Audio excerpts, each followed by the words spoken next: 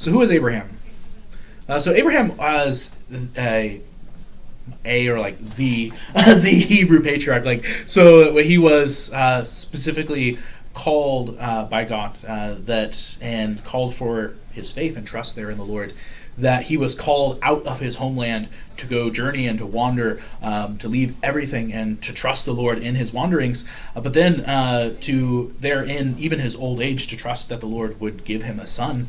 And still, Abraham believed. Abraham had faith. So that theme of Abraham having faith is kind of like constant throughout his life, that whenever the Lord asked of him, Abraham believed. Abraham had faith, even when it was that he wasn't so sure what the Lord was doing.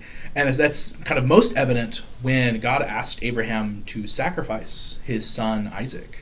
That after all of this wandering, after all of this trust he's placed in the Lord, after even here in when he was 100 years old, had been given a son, his own, that the Lord asked him to sacrifice his son, and even there Abraham had faith, and that the Lord stopped Abraham before he actually sacrificed his son. No, the Lord made it very clear he does not want bloody or human sacrifices. He says no, but he desires that heart that yearns for him, that heart that trusts in him. And Abraham was that man who had that heart that trusted in the Lord, that had faith in him.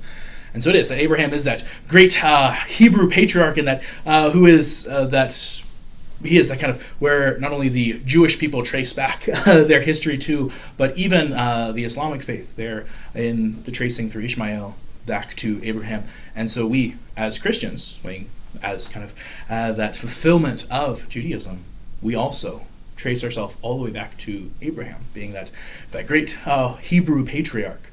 And so who is Abraham? He is that great Hebrew patriarch who had faith there in our Lord.